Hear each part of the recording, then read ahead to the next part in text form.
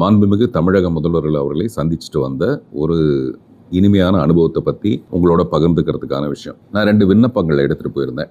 அதில் ஒன்று வந்து டாஸ்மார்க் பற்றினது. நான் ரொம்ப வருஷமாக கவனிச்சிட்டு இருக்க ஒரு விஷயம், மக்கள் திலகம் எம்ஜிஆர் காலத்தில் இருந்து இவங்கெல்லாம் வந்தால் டாஸ்மார்க்கை வந்து ஒழிச்சிடலாம் நிரந்தரமாக அப்படின்னு பல தடவை மக்கள் திலகம் எம்ஜிஆரை பற்றி நமக்கு ஒரு பெரிய நல்ல ஒரு அபிப்பிராயம் இருக்குது. அவர் ட்ரை பண்ணார், அவராலேயும் முழுமையாக முடியல. எந்த ஆட்சி வந்தாலும் முடியல. அப்படின்னா என்ன அர்த்தம்னா, இது வந்து தீர்க்கப்பட முடியாத ஒரு பிரச்சனையாக இருக்குது. அப்புறம் இந்த உழைக்கும் வர்க்கத்துக்கு காலையிலேருந்து சாயங்காலம் வரைக்கும் வேலை செஞ்சுட்டு அதுக்குரிய கூலி ஒன்றும் மிக மகிழ்வாக இல்லாமல் ஒரு சராசரி வாழ்க்கை தரத்தை தாண்டின ஒரு வாழ்க்கை அவங்களுக்கு இல்லாததுனால சாயங்காலம் போகும்போது ஒரு வெறுமை வந்துடுது. அட போங்கடா, என்ன உழைச்சி என்ன பண்ண போகிறோம், மறுபடியும் நாங்கள் உழைச்சாதான் நாளைக்கு நாங்கள் சோறு திங்க முடியும், அப்போ எனக்கு இந்த உடம்பு வலிக்கு நான் என்ன பண்ணுறது அப்படின்னு ஒரு டெம்பரவரி சொல்யூஷனாக தான் இந்த சொல்யூஷன் இருக்குது. இந்த சொல்யூஷன்றது அந்த டாஸ்மார்க்கில் கிடைக்கிற அந்த மருந்து. அதை வந்து இந்த அளவோடு குடிக்கலாங்கிற ஒரு விஷயம் வந்து எந்த அளவோடு நிறுத்துறதுங்கிறதும் தெரிய மாட்டேங்குது.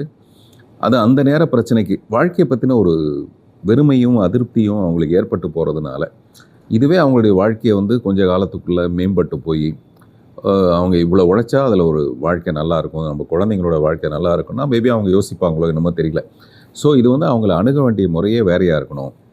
உலகம் பூரா வந்து மது விற்பனைக்கு இருக்குது. அப்போ நம்ம நாட்டில் மட்டும் எப்படி அது இல்லாமல் இருக்க முடியும்? அப்போ அதுக்கு ஏதோ ஒரு வழி பண்ணணும். இதை மூணுனா உடனே கள்ளச்சாராயம் ஒன்று பெருகிடும். இப்படிலாம் நிறைய விஷயம் இருக்குது. அப்புறமேல இதனால் அரசாங்கத்துக்கு வர வருமானம் பெரிய வருமானம் இப்படிலாம் இருக்கும்போது அப்போ இதுக்கு வேறு என்ன பண்ணலாம்? நமது முதல்வர் வந்து பதவி ஏற்றதுக்கு அப்புறமேல உடனடியாக அடுத்த நாள் 717 கடைகளை வந்து மூடி, அதுவும் பள்ளிக்கூடம் கோயில்களுக்கு பக்கத்தில் இருக்கிற கடைகளை வந்து அகற்ற சொன்னாங்கன்னு அதுக்கு ஒரு தாய்மார்கள் மத்தியில் ஒரு நல்ல அப்ரிசியேஷன் கிடைச்சிது. பட் எனக்கு என்ன யோசனை வந்ததுன்னா, இதை நான் வந்து ஆண்டாள்னு ஒரு படம் ஒரு 2-3 வருஷத்துக்கு முன்னாடி ஆரம்பிக்கிறதா இருந்தேன். அந்த ஆண்டாள் படத்தில் அந்த மைய பிரச்சனையை வந்து இந்த டாஸ்மார்க்னால் ஏற்படுற விளைவுகளை பற்றி அந்த படம். அந்த படத்தோட எண்டில் நான் என்ன முடிவு பண்ணியிருப்பேன்னா, அந்த கதாநாயகி தான் இப்போ நம்ம பிளாஸ்ட் படத்தில் எப்படி அபிராமியோட ரோலோ அந்த மாதிரி வெரி மோஸ்ட் பவர்ஃபுல் ரோல் வந்து அந்த கதாநாயகி.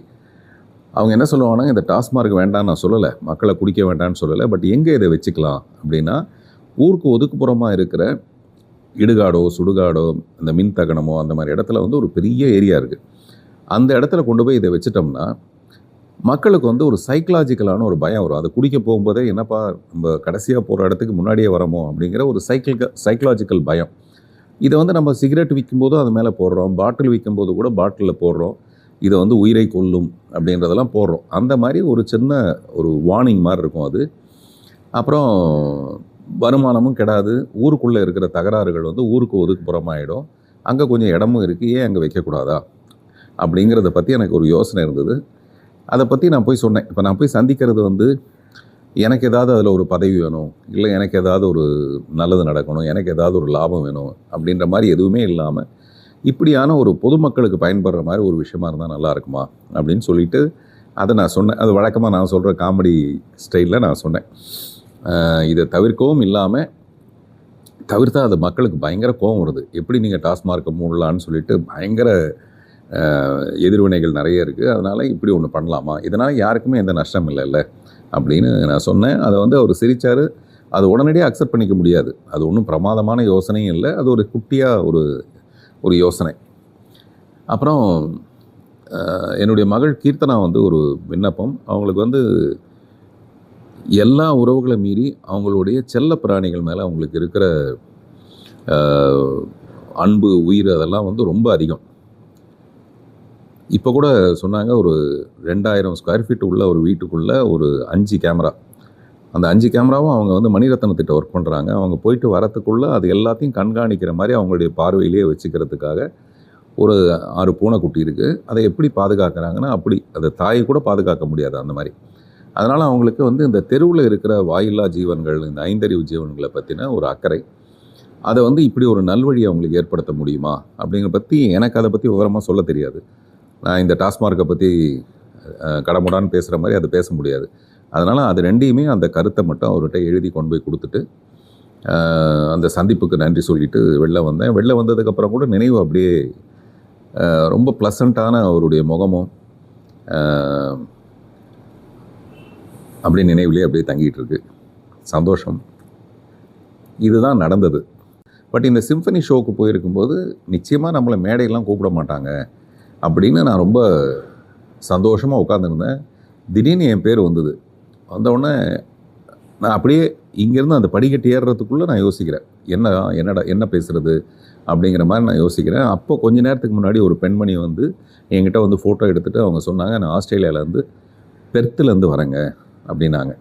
உடனே நமக்குன்னு ஒரு புத்தி ஓடும்ல, நீங்களாவது பெர்த்துலேருந்து தானே இங்கே வரீங்க, பெர்த்துலேருந்து இங்கே அவரை ரசிக்கிறவங்க இருக்காங்க அப்படின்னு அந்த ஒரு பாயிண்ட் கிடச்சிது. இந்த ஒரு பாயிண்ட் பத்தாது இல்லை. இப்போ நம்ம போய் சிஎம் போய் பார்க்கும்போது இந்த மாதிரி ஏதோ ஒன்று வித்தியாசமாக கொண்டு வருவீங்க நான் எதிர்பார்த்தேன்றாரு. அப்போ அந்த எதிர்பார்ப்பை பூர்த்தி செய்கிறதுக்கு ஏதாவது ஒன்று பண்ணணும்ல அப்படின்னு படிக்கட்டு ஏறி போய் நான் பேசும்போது நான் என்ன பேசுகிறேன்னு எனக்கு தெரியாது. இந்த பர்த்தை பற்றி சொல்லி பர்த்துலேருந்தே நம்ம அவருக்கு ரசிகராக இருக்கோம் அப்படின்னு சொன்னோன்னா பயங்கர கைத்தட்டல் வந்தது. அந்த கைத்தட்டலேருந்து நம்ம இன்னும் 2 வார்த்தை பேசுகிறோம். அதில் ஒன்று நான் சொல்ல முற்பட்டது என்னென்னா, இந்த அங்கே பார்த்திங்கன்னா பின்னாடி பூரா எல்லாம் பிரமாதமான வெளிநாட்டு கலைஞர்கள். அவங்க வந்து அந்த ஸ்ட்ரிங் போயிட்டு வர்றது எல்லாம் ஒரே மாதிரியாக இருக்குது. அவங்களுடைய ப்ரொஃபஷனலிசமே அது தனி விஷயம். அதை பார்க்குறதுக்கே கண்குள்ளா காட்சி. அதுக்கு நடுவில் ராஜா சார் போய் இன்ஸ்ட்ரக்ஷன் சொல்கிறாரு, இதை இப்படி அப்படின்னு ஏதோ ஒன்று சொல்கிறார். நமக்கு அது புரிய மாட்டேங்குது, அந்த நோட்ஸுக்கெல்லாம் நமக்கு என்னன்னு தெரியாது. அவர் ஏதோ ஒன்று சொல்கிறாரு. அது இங்கே பார்க்குறதுக்கே ரொம்ப ஒரு மாதிரி சந்தோஷமாக இருந்தது. அப்போ நான் சொன்னேன், ஒரு காலத்தில் வந்து வெள்ளையர்களை தான் நம்ம வெளியேற்றிட்டு சுதந்திரத்தை கொண்டாடணும். ஆனால் இப்படிப்பட்ட வெள்ளையர்கள் இப்போ பின்னாடி உட்காந்துட்டு ராஜா சார் போய் இன்ஸ்ட்ரக்ஷன் சொல்கிறது ரொம்ப பெருமையாக சந்தோஷமாக இருக்குது அப்படின்னு சொல்லி அதில் நான் வந்து பாதியில் விட்டுட்டேன். நான் என்ன சொல்ல வந்தேன்றதை விட்டுட்டேன். வந்துட்டு மறுநாள் வந்து மறுபடியும் அந்த நிகழ்ச்சி நடக்கும்போது, அந்த இன்னிசை இரவு நடக்கும்போது அப்போ நான் சொன்னேன், நேற்று நான் பதிவு பண்ண விஷயத்தோட கண்டினியூவேஷன் என்னென்னா, இப்படி வெள்ளைக்காரர்கள்லாம் சேர்ந்து அவருடைய ஆர்கெஸ்ட்ரா குழுவில் அவங்க வாசிக்கும்போது ட்ரம்ப்பே வந்து லாஸ்ட் ரோவில் நின்று ட்ரம்பட் வாசிச்சார்னா எப்படி இருக்கும்? இந்த மாதிரி நான் ரொம்ப கலவைக்கலாக பேசும்போது அவருக்கு பயங்கர கிளாப்ஸ் வந்துடும். அது நின்னதுக்கப்புறமேல நான் என்ன பதிவு பண்ணுறேன்னா, அப்படி ட்ரம்ப் வந்து இங்கே ட்ரம்பட் வாசிச்சார்னா ராஜா சாருடைய மியூசிக்ன்றது வெறும் ஒரு என்டர்டெயின்மெண்ட் மட்டுமே இல்லை. அந்த இசையிலிருந்து அன்பு கிடைக்கும், அமைதி கிடைக்கும், தூய்மை கிடைக்கும், மென்மை கிடைக்கும், ஆன்மா சுத்தப்படும். இந்த மாதிரியான நிறைய விஷயங்கள் நிகழும். அப்படி ட்ரம்ப் அது இந்த குழுவில் இந்த குழுவில் அவர் வாசித்தாருன்னா இந்த ஈரான் வார் வந்து நடக்காது. இந்த ஈரான் வாரை பற்றி நான் பார்க்கும்போது எனக்கு என்ன தோணுதுன்னா, எத்தனை குழந்தைங்க, எத்தனை பொதுமக்கள் துபாய் ஏர்போர்ட்டில் துப்புன்னு ஓடிட்டுருக்காங்க. இன்னமும் இந்த வளர்ச்சி பெற்ற நாடுகள் உள்ள இந்த சூழ்நிலையில் கூட இப்படி ஒரு வார் அவசியமா? அதனால் ட்ரம்ப் வந்து இந்த வாரை தவிர்த்து விடுவார், அமைதியாகி விடுவார், சாந்தமாகி விடுவார். வார்னு முடியுது பார்த்தீங்களா, அதில் கூட வார் இருக்குது, ஆனால் வார் மட்டும் நிகழாது இப்படின்னு என்னுடைய அபிப்பிராயம். ஒரு நல்ல விஷயத்தை பதிவு பண்ணணும். அதுதான் இந்த வாருக்கு அகெயின்ஸ்டாக, போருக்கு அகெயின்ஸ்டாக நம்ம ஒரு விஷயத்தை பதிவு பண்ணுறோம். நமக்கு கிடைச்ச அந்த மைக், அந்த வாய்ப்பை இதை சொல்லணுங்கிறத தவிர வேறு எந்த விதமான நோக்கமும் இல்லை. அந்த மாதிரி கலைஞர்களை நம்ம தப்பாக பேசணுங்கிற விஷயமும் இல்லை. ஆனால் ராமாயணத்தில் ராமனை புகழும்போது ராவணனை வந்து அங்கே வில்லன் ஆகிடுவார். ராவணேஸ்வரன் ஒரு நாடகத்தில் பார்த்தோம்னா நான் பார்த்துருக்கேன், அதில் ராவணேஸ்வரன் தான் ஹீரோ. அவர் வந்து சீதையை வந்து தன்னுடைய மகளாக பார்த்தாருன்னு ஒரு கதை இருக்குது. இப்படி யாரை நம்ம வந்து ஹைலைட் பண்ணணுமோ அவங்கள ஹைலைட் பண்ணுவோம். அப்படி அந்த ராஜா சாருடைய ஷோவில் ராஜா சாரை ஹைலைட் பண்ணுறதுக்காக இப்படிப்பட்ட வெள்ளைக்காரர்களுக்கு நடுவில் ராஜா சார் போய் நோட்ஸ் கொடுத்து அதை வாசிக்கிறது பார்க்கவே கண்கொள்ளாத காட்சியாக இருந்தது அப்படின்னு நான் சொன்னேன்.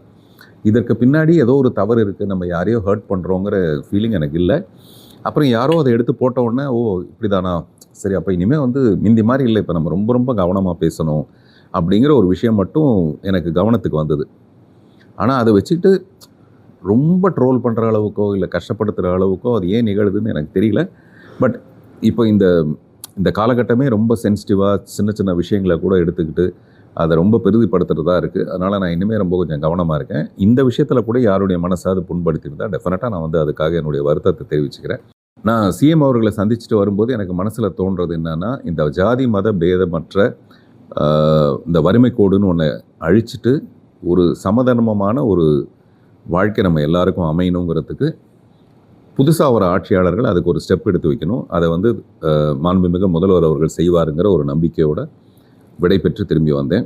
நான் பார்த்துட்டு வந்தவொடனே அந்த ஃபோட்டோஸ் எல்லாம் வெளியில் வந்து ஒரு பயங்கர பரபரப்பாகி, அது ரொம்ப ஒரு ஸ்வீட் மெமரி. அதை வந்து நான் என்ன பேசினேன் அவரோட, அவர் என்ன பேசினாருங்கிறத தனித்தனியாக ஒரு பேட்டி கொடுக்கறதுக்கு பதிலாக நம்ம ஒரே ஒரு வீடியோ எடுத்து அதை எல்லாருக்கும் பகிர்ந்து கொடுக்கலாங்கிற எண்ணத்தோடு நான் இப்போ பேச போகிறேன். இப்போ நான் பேசுகிறதுலையும் ஏதாவது என்ன அறியாமல் தவறுகள் இருந்தால் அதை முன்கூட்டியே நான் மன்னிப்பு கேட்டுக்கிறேன். நேற்று மாலை வந்து முதல்வரை சந்திக்கிறோங்கிறத மீறி நம்ம தொழிலில் இருந்த ஒருத்தர், நம்ம நேசத்துக்கு உரியவராக இருந்த ஒருத்தர், அப்புறம் மாண்புமிகு மாணவன் ஒரு படத்தில் நடித்த மிக சாதாரண நிலையிலேருந்து அவருடைய லைஃப் ஆரம்பித்து ஒரு பெரிய ஸ்டார் ஆகி அந்த ஸ்டார்டம் வந்து எப்படியாவது மக்களுக்கு பயன்படுத்தணும் அப்படின்னு நினச்சி அதுக்கு பின்னாடி இருக்கிற இந்த அரசியல் விஷயங்களை பற்றிலாம் கவலையே படாமல் தன்னந்தனியாக ஒரே ஒரு மனிதன் ஒன் மன் ஷோ மாதிரி அந்த வாருக்குள்ளே போய் போரிட்டு ஜெயிச்சு போய் அந்த முதல்வர் ஆசனத்தில் உட்காந்துருக்கிறத பார்க்கும்போது உண்மையிலே நான் ரொம்ப எமோஷ்னலாக நான் இதை அடிக்கடி நினைப்பேன். சோபா சந்திரசேகர் அவர்களும் திரு சந்திரசேகரும் எப்படி வந்து திரு விஜய் வந்து மேடை ஏறும்போதோ இல்லை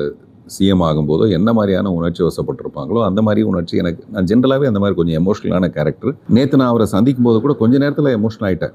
இந்த விஷயத்தெல்லாம் பேசும்போது அவரே பயங்கர ஆச்சரியப்பட்டு, என்ன சார் இப்படி எமோஷனல் ஆகுறீங்க நீங்கள்? நான் சொன்னேன், உங்களுடைய வெற்றி சாதாரண வெற்றி இல்லை சார்.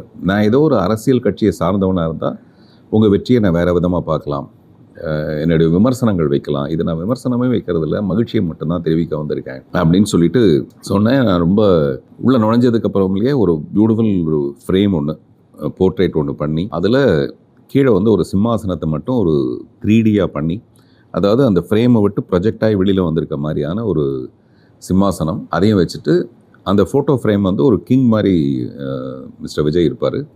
அந்த மாதிரி ஒரு ஃபோட்டோ நண்பர் ஸ்ரீதர் வந்து அதை அழகாக பெயிண்ட் பண்ணி கொடுத்தாரு. இது ஒரு 4-5 நாளாக தவம் இருக்குது அவர்கிட்ட போகிறதுக்காக. அதை எடுத்து காமிச்சோன்னே அப்படியே ஒரு குழந்தை மாதிரி அதை பார்த்தாரு. அப்புறம் நான் வாசித்து காமிச்சேன். மெதுவாக அதை ரொம்ப யோசித்தார், நான் சொல்கிறது என்ன அப்படிங்கிற மாதிரி பார்த்தாரு. அப்புறமேல அதை ரசித்தார். நான் எழுதியிருக்கிறது வந்து சினிமாயனம் டு சிஎம் ஆசனம், சினிமாயனம் டு சிஎம் ஆசனம். அராஜகமற்ற ஆட்சியை தர அரகஜா திலகமிட்டு விஜய பேரரசாக அரியணையை அலங்கரிக்கும் உலக அரசியல் அதிர்வினில் வந்து தமிழ் எழுத்துக்களாக இல்லாமல் அதிர் தமிழாகவும் WIN வந்துட்டு இங்கிலீஷில் அதிர்வின் முதல்வருக்கு. இது வந்து எனக்குன்னு ஒரு ஸ்டைல் ஆஃப் ரைட்டிங் இருக்குது. அது வந்து எனக்கு தெரிஞ்சோ தெரியாமலோ ஆரம்பத்துலேருந்து நான் யாரையும் காப்பி அடிக்கிறது இல்லை. பட் நான் எழுதுகிற மாதிரி வேறு ஒருத்தரை காப்பி அடிக்கவே முடியாது. ஏன்னா அந்த மாதிரி நிறைய அதில் வார்த்தை புரட்டல் கிரட்டல் நான் அதை ரசிப்பேன். அப்புறம் நான் எழுதுனதுக்கப்புறம் நான் உடனே அதை எடுத்து அப்படியே போட்டுற மாட்டேன். தமிழரசன் ஒரு நண்பர் ஒருத்தர் இருக்கார், நல்ல தமிழ் தெரிஞ்ச ஒருத்தர், ஏதாவது சந்திப்பழைன்னு அவர்கிட்ட கொடுத்து திருத்திக்குவேன். அந்த மாதிரி ஆஃபீஸில் இருக்க ஒரு 4-5 பேர்ட்டு அதை காட்டுவேன். அப்படின்னு இதை அவர்கிட்ட காட்டும்போது அராஜகமற்ற ஆட்சியை தர அரகஜா திலகமிட்டுன்னா, அரகஜான்னு நீங்கள் ஒன்று சொல்கிறீங்களா, அது வந்து பிஜேபியை சப்போர்ட் பண்ணுற மாதிரி இருக்குது அப்படின்னாரு. நான் சொன்னேன், இது எப்படி சார் பிஜேபியை சப்போர்ட் பண்ணுறதாகும்? நான் சொல்கிறேன், அவருடைய நெற்றில் இந்த மாதிரி ஒரு கருப்பு பொட்டு நான் சமீபத்தில் பார்க்குறேன். அது பேர் வந்து அரகஜான்னு. இப்போ உலகம் பூரா அது ஒரு பயங்கர வைரல் ஆகிடுச்சு. இப்போ எல்லோரும் அரகஜா வாங்க ஆரம்பிச்சிட்டாங்க. அதான் அரகஜம் முழுகஜம்னு வாங்க ஆரம்பிச்சிட்டாங்க அந்த அரகஜாவை. அவ்வளோ பாப்புலர் ஆகிடுச்சு அது. எனக்கு அந்த ஸ்மெல் ரொம்ப பிடிச்சிருக்கு. அதனால் அதை எடுத்து, எனக்கு இந்த ஜவ்வாது மாதிரியான விஷயங்கள் பிடிக்கும். இப்போ வர பர்ஃப்யூமை விட எனக்கு அந்த ஜவ்வாதெல்லாம் பிடிக்கும். நான் நாடகத்துலேருந்து வந்தவங்கிறதுனால நாடகத்தில் வந்து வெறும் 25 பைசாவுக்கு ஒரு ஜவ்வாது பொடி கிடைக்கும். அதை எடுத்து தண்ணியில் போட்டு தடவி அதில் உடம்புலலாம் தடவிக்கிட்டு, MK தியாகராஜ பாகவதர் அந்த மாதிரி ஜவ்வாது பவுடர் தடவுவார்னுவாங்க. அந்த மாதிரி வெறும் 25 பைசாவுக்கு வாங்கி அதை 25 மாதம் வச்சுருப்பேன் நான். பொடி போடுற மாதிரி அதை எடுத்து கொஞ்சமாக எடுத்து பொடி போடுவாங்கல்ல, அந்த மாதிரி பொடி எடுத்து பொடியோண்டு போட்டு அந்த மாதிரி எனக்கு இந்த அரகஜா ஸ்மெல் பிடிச்சிருக்கு. நான் வந்து என்னுடைய வார்த்தைகளுக்குள்ளே அந்த காயினேஜ் அராஜகமற்ற அரகஜா இவ்வளோ தான் என்னுடைய விஷயம். அதை ரெண்டையும் எடுத்து போட்டு எழுதியிருந்தேன். அதனால் இது வந்து பிஜேபியை சப்போர்ட் பண்ணுறதுலாம் இல்லை சார். அப்புறம் அவர் சொன்னார், உங்கள் எழுத்துக்குன்னு ஒரு ஸ்டைல் இருக்குது அதனால் அப்படின்னு. ஆனால் விஜய் பேரரசுங்கிறத யாருமே தப்பாக சொல்லவே இல்லை. நான் ஏற்கனவே ஒரு தடவை விஜயம்ங்கிறத பற்றி நான் சொன்னேன், யார் வேணாலும் விஜயம் செய்யலாம் அப்படின்னு சொன்னது அந்த நேரத்தில் ஒரே பரபரப்பாச்சு. அப்புறம் இப்போ சமீபத்தில் ராஜா சாருடைய ஷோவில் இந்த மாதிரி நம்ம நாட்டுக்கு, உலகத்துக்கே இசைராஜா இளையராஜாவாக இருக்கலாம், ஆனால் நாட்டுக்கு, நம்மளுடைய தமிழ்நாட்டுக்கு ஒரு புதுசாக ஒரு ராஜா விஜயம் செய்திருக்கிறார். விஜயம் சொன்னோன்னே அடிக்கிறாங்க, கிளாப்ஸ். எல்லாருக்கும் தெரியும் அவர் மிஸ்டர் விஜய் சொல்கிற நானுங்கிறது தெரியும். அந்த விஜய் பேரரசு தான் நான் சொல்ல வந்தது. இது வந்து அந்த ஃபோட்டோ வெளியில் வந்து அதில் நான் என்ன எழுதியிருந்தேன் வெளியில் வந்ததுக்கப்புறமேல உடனடியாக அதை ஏன் விஜய பேரரசுன்னு போடுறீங்க, அது ஏன் சோழ அரசுன்னு போடக்கூடாது, நீங்கள் ஏன் வந்து விஜய பேரரசு விஜயநகர பேரரசுன்னு போடுறீங்க, இந்த மாதிரி ஏதோ கச்சன்னு அதில். இதை நான் சத்தியமாக எதிர்பாராதது. ஏன்னா நம்ம படித்து காட்டுறவங்க யாராவது ஒருத்தராது இந்த மாதிரி குதர்க்கமாக கண்டுபிடிச்சி அதை போடாதீங்கன்னு சொல்லியிருந்தா பரவாயில்ல, நம்ம இதை தவிர்த்திருக்கலாம். அந்த வார்த்தையை நான் எழுதுறதுனால எனக்கு என்ன லாபம்னு எனக்கு தெரியல. ஸோ அது அந்த மாதிரி அதை எடுத்து படித்து காமிச்சேன். அதுக்கப்புறமேல ஃபோட்டோ எடுத்துக்கலான்னு அதோட ஒரு ஃபோட்டோ எடுத்தோம். அது இல்லாமல் ஒரு ஃபோட்டோ எடுக்கலாம், அந்த பெயிண்டிங் இல்லாமல்னு சொல்லிட்டு ஃபோட்டோ எடுக்கும்போது பக்கத்தில் வந்து கை போட போனவர் கை போடலாமா சார் அப்படின்னாரு. நான் சொன்னேன், சார் என்ன சார் இது, நான் தானே சார் உங்ககிட்ட கேட்கணும். இப்போ அவர் சிஎம் ஆயிட்டார், டப்புன்னு பழையபடி அந்த மாதிரி ஒரு நட்போடலாம் கை போடுறது அவ்வளோ சரி விஷயம் இல்லை அப்படின்னு சொல்லிட்டு நான் கேட்டேன். போடுங்க சார் அப்படின்னு சொல்லிட்டு அவர் அப்படி கையெழுத்து போட்டுக்கிட்டு அப்படியே அதோட எங்களுடைய பேச்சு எல்லாம் முடிஞ்சு போனதாக அர்த்தம். அவ்வளோ ஒரு நட்பு ரீதியாக உணர்வுபூர்வமாக ரொம்ப சந்தோஷமாக இருந்தது. அப்புறம் யாருமே இல்லாமல் நாங்கள் 2 பேர் மட்டும் ஒரு 15 நிமிஷம் பேசுகிறதுக்கான ஒரு அவகாசம் கிடைச்சிது. முதல் 5 நிமிஷம் வந்து நான் ரொம்ப ரொம்ப எமோஷ்னலாக இருந்தேன். அதை வெளிப்படுத்துகிற விதமே வந்து கண்ணெல்லாம் கலங்கி அவர் வந்து தண்ணி எடுத்துகிட்டு வாங்கப்பான்னு சொல்கிற அளவுக்கு நான் ரொம்ப டிஸ்டர்பாக இருந்தேன். டிஸ்டர்ப்னா ரொம்ப சந்தோஷப்பட்டேன். உங்களை அப்படி பார்க்குறது பயங்கர சந்தோஷமாக இருக்குது சார், அப்படி சார் அப்படி. நான் வந்து மிஸ்டர் விஜய் போய் நேற்று பார்த்துட்டு வந்துட்டேன்னு இன்றைக்கி வேற ஒரு கட்சியிலேருந்து ஒருத்தர் நான் அவங்களை அன்ஃபாலோ பண்ணுறேன் அப்படின்னு சொல்லி போட்டிருக்காரு. எனக்கு இந்த மாதிரியான ஒரு விகல்பம் எதுவுமே இல்லை. அவர் சிஎம் ஆனதுக்கப்புறம் எப்படி போய் முன்னாள் முதல்வர் ஸ்டாலின் அவர்களை போய் சந்திக்கிறாரோ, திரு வைகோ அவர்களை சந்திக்கிறாரோ, அந்த மாதிரி தான் இது ஒரு மரியாதை நிமித்தமான ஒரு விஷயம் தானே. அந்த மரியாதையில் நான் ரொம்ப சென்சிட்டிவாக இருக்கிறதுனால நான் ரொம்ப எமோஷனல் ஆகி அப்புறம் ஒரு 5 நிமிஷம் பேசினதுக்கப்புறமேல அவர் என்னுடைய குழந்தைங்களை பற்றி பேசுகிறதோ, பல வருடங்களுக்கு முன்னாடி விஜய் திருமண மண்டபம் அந்த வடபழனியில் என்னுடைய தலைமையில் விஜய் அவர்களுடைய செலவில் ஒரு 10 பேர் ஏழை எளியவர்களுக்கான திருமணம் நடத்தி வைக்கப்பட்டது. அதை நான் தலைமையாக தாங்கிறதுக்கான தகுதி என்னவாக இருந்ததுன்னா, கல்யாண சுந்தரம்னு ஒரு படம் நான் ஆரம்பித்தோம். அந்த படத்தோட பூஜை செலவுகளுக்கு பதிலாக நான் வந்து ஒரு 16 ஒரு ஏழை எளியவர்களுக்கு நான் திருமணம் செஞ்சு வச்சு அப்படி தான் ஆரம்பித்தேன். அதை வந்து எஸ்சிசி சார் வந்து பார்த்துருந்தாரு. அதனால் அவர் அந்த இன்ஸ்பிரேஷனில் என்னை கூப்பிட்டுருந்தாரு. இதை பற்றிலாம் நாங்கள் பேசினோம்.